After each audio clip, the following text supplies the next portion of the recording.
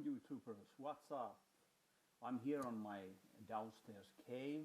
There's minus 25 centigrades outside, middle of the bleak winter. And there was this place in Finland called Muonio where there were over minus 41.7. That's the highest or the lowest record in Finland for a while. Let's hope that the winter frost is starting to slowly warm up, but let's hope so. For in the meantime, I have this old 468 Intel PC. It's manufactured by Digital, so meaning Digital Equipment Corporation, PC XL 466D2. So as you can see, the history behind this machine is that I found it on the old warehouse, which had full of old PCs. But this one was definitely the oldest one, so I decided that I will take this. And I also thinking that okay, it's missing a small floppy disk drive and it has no any kind of USB connections or ports, so it's really old school stuff. But I always wanted this kind of old 468 PC with 5.25 inch floppy disk drive. So I bought one, and they're quite rare and quite expensive, and it's definitely a seller's market, so caveat emptor about that. So I ordered that kind of stuff from eBay. I got it, the 5.25 disk drive from Latvia, from this guy, and as you know, I'm from Finland. Sorry, my poor English accent and stuff like that. So what we will do is we'll open it and we will install the 5.25 disk drive, and after that we'll boot it up and we'll see what happens. I know that there's some kind of operating system in this machine. My friend said that it had some Windows or something like that, and it booted up, so we'll see what will happen. But first, if we check so-called backstage, so as you can see, it has power. It also has power output for external for a monitor that you can loop, and as you can see, it does not contain any kind of USB connectors. There is a video card in here. There's something missing here because this metal vessel is missing, and there's also a SCSI port. Okay, a parallel or serial port. I don't remember which was this for the printer. And definitely two COM ports, and there's also PC2 connectors for keyboard and for the mouse. So what we will do is, as you can see, is I cannot open it because there's a locking mechanism in here. But luckily, I did find the keys for this. They were in here, so I do not have to break anything or something like that. So let's just open it. So I have not opened this previously, so you see what I see, so we see what we get. So apparently this opens like this. Okay, there's some kind of mechanism here, and apparently you cannot take the key off, so to leave it open. So assembled into UK, so it's not made in China. This was the era that machines were still made in USA, Europe and stuff like that. And Digital Equipment Corporation, if I recall correctly, was initially bought by Compaq, and it was the demise of this trademark, of this brand. And after that, after a while, HP, meaning Hewlett Packard, bought Compaq, so it's assimilated to many different companies. So what we can see from here, hope you can be able to see it. It might be some dark, but I have a flashlight in here that we can use. So there is, wow, that looks really clean motherboard. Okay, we have here, if you can see, we have a huge fan. There's also PC speaker right up there, and the cable from the PC speaker. And there is HEP slots, and there's ESA slots, and there's a Pentium socket 3 is over there. So, and the fan will blow air from this scoop right through here. So there's clever design on the overheating problem. I don't know if these Pentiums ever had that one, but Look how small fan. Try to fit a small fan such as this on the modern desktop machine. I highly doubt it that it will cool off enough. So, okay. So, and then we have here is a huge boatload of cables. Okay, let's see what cable is this. Okay, yeah. This is a digital SCSI cable ended active. So this is a SCSI cable with termination, and SCSI cable always had to have terminators. Otherwise it just did not work, and it seems that here is basic default there is PATA cable, and here is some floppy connectors. You can see it from here that it has a notch, so you can only put it in one correct way, and there is also Molex cables. And also, I don't know if you can see what I can see, there is 1, 2, 3, 4, 5, 6 memory slots, and wow, 1, 2, 3, 4 of them are populated, so this might have been really solidly built, so it may have good power on it. So, oh, yeah, that's great. At least I don't have to buy anything extra, like memories and stuff like that. So it's almost maxed up, so to speak. But I don't know what's it been eating. So, and there's also ATI graphics card. Whoa, wow! Let's take a look at that. I have to pry it open because I want to see it more closely. Just a sec. So, as you can see, I do not have a ESD band in the wrist because I was unable to find it, because I rarely do with these kind of machines anymore. So I will just have to keep one hand on the chassis, and then we open it, and I'll have to be careful because these old PCs as well are quite electrostatic sensitive, like the modern versions, because I have first-hand experience. So what we can see here is ATI manufactured ATMUX 64. Carefully align arrows before attaching memory module. Okay, it's some kind of extra memory module in here. You can see there's memory configurations and stuff. These were these upgrade kits, and there's also ATI Spectre DAC. Okay, it has 2 chips and extra memory. And as you can see, there is no DVI or stuff like that, because this has been built by ATI Technologies in 1994. And by the way, if you see the hissing sound, I apologize for that, because we have oil burner downstairs and I forget to close the door, so that some of the noise may be coming through there. So, but okay, let's put it back. But as you can see on the Pentium machines of this era, they have their own external card for the processor. It was not embedded. The socket was not embedded on the motherboard. So it's quite nice. So at least you could easily change it, so to speak. And then there is 3 HEP slots and boatloads of ISA slots. Yeah, okay, we'll see. I'll put this back in here.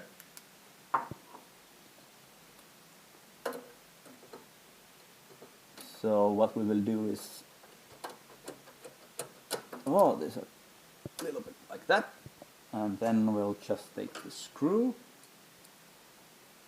and let's put it back in here. Okay, like that.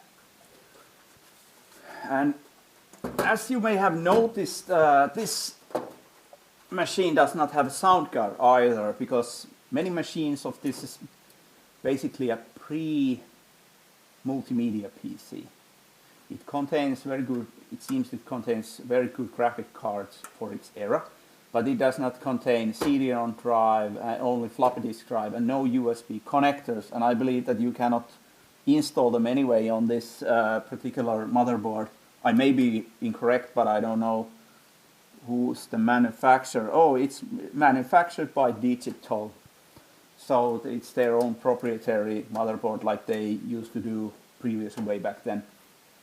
But what we will do is I have I found from my stash an old Sound Blaster 16 sound card, sorry, the correct word. This predates from 1997, so this has been part of the multimedia PC, and this is from 1994, I believe, or 1992. So it's a close match. So I was thinking that we should install it anyway. So let's do that. I'll just take it from here. And as you can see, if you can see what I can see, there is an ISA slots, and luckily we have one bezel missing, so we can add it over there. So just if you give me a second and I will attach it. So what we will do is I will just put it in like this. I remember that these ISA slots were sometimes really you had to use a moderate amount of force, but not too much, otherwise you'll just break the motherboard. But the motherboards themselves as well were quite built like tanks. So it was the era when basically computer technology started to age really fast, because the advances on microchip design and graphics card were just behind the corner and stuff like that. But these things were built to last, not meant to build to last for 1 or 2 years and then you just ditch it. So, but I think it's the same thing with every machines and stuff like that. Yeah. Okay, now we have the sound card installed. I don't know will I ever get it to work, because I do not have CD-ROM drive, and that's another story. I know that I may need to install drivers, but I'll just add it so on the future parts. So what we will do is I do not want to open this, so I will try to budget this lowest one out carefully. Okay, yeah, okay, I managed to get it out. So it's quite straightforward. So, okay, I got this 5.25-inch floppy disk drive here. Let's see what we have. I checked this, I do not know. The seller said that it should work, but he could not be 100% sure because he was unable to test it throughoutly. But I totally understand, because if you check these connectors and stuff like that, you can see that it's not so easy to just put it on a modern PC and stuff like that for at least for quick testing and stuff like that. So we'll just have to take by his word. Luckily I got it from pretty cheap, so it's made by Epson, by the way. You can see there's the serial numbers and stuff like that. I don't know what is the date of manufacture. There's something A40, 82, 83, maybe attribute to 1980s or something, but I don't know. And what we will do is, just a moment, I'll just try to, there's some kind of resistance to it. Okay, how it seems to go. Okay, because I have these boatloads of cables in here. As you can see, there is the floppy drive connector. There's for the smaller floppy disk, I presume, and this one's for the 5.25. And there's also Molex cables, and there's this huge SCSI cable. I don't do nothing with it, but I don't want to hack it off, so I'll just keep it like that. And there's the Molex splitters. So what we will do is I will try to attach, there's the connector, if you can see from here, and there's a molar power connector over there. So what we will do first is I will try to attach them without breaking anything, I hope. So there's a notch in here, so you can only put it in one way, and the notch is over there. So let's see what I can do. Sorry that you may not be able to see what I'm doing at the moment, but there's not so much to see, just finding the correct place to put the connector in. Okay, I managed to get it in here. There now it sits fine over there, if you can see, and then I'll just have to put more legs in there. So I'll just use this one. I think it was upside, like this. Okay, I managed to get it fine inside nicely. There's even small spacing under for the other cables, and now I have to just be really careful that I don't break anything. And apparently I just have to put this in here like that. And other thing that I will have to do is I just try to put this in a straightforward manner. Okay, as you can see, there's a HTF. I don't know what these mean, but there is a screw slots in here. So apparently these have been the problem with many of these PCs, that these screw holes are too goddamn small. It's either exact match that you have, or then it's way out of line. So it's quite stupid that you just have to try to notch it. Basically you should put screws on the both sides, but unfortunately I only find one screw, so I'll just use this because I'm not going to travel with this or stuff like that. So I just keep it like that. So what I try is try to put screw in there. Problem with these are that these are sometimes really hard to put. One moment, this screw anyway might be a little bit too. Okay, now it should go. Or easier, oh yeah.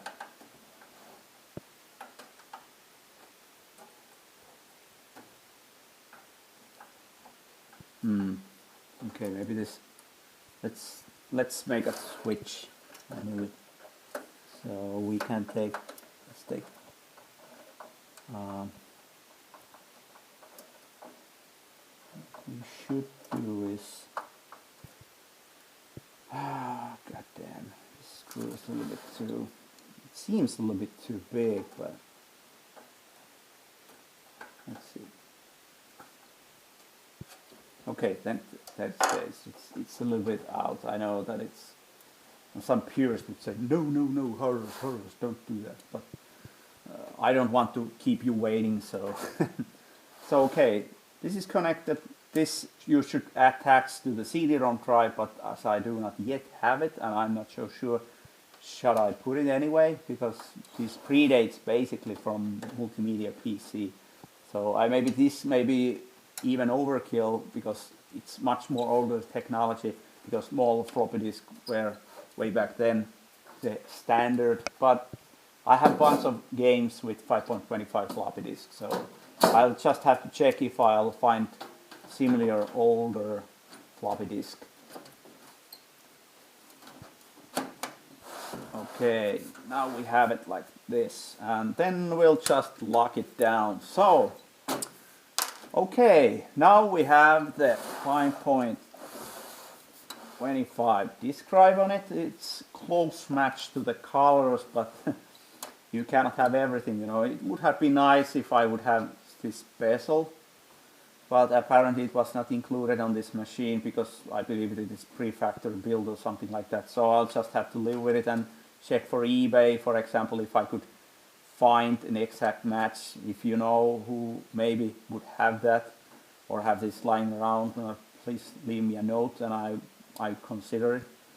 So what I will do next is I will check some monitor, keyboard and mouses, and we'll check together, does it boot up, does this floppy drive work, stuff like that. So stay tuned and see you pretty soon next time.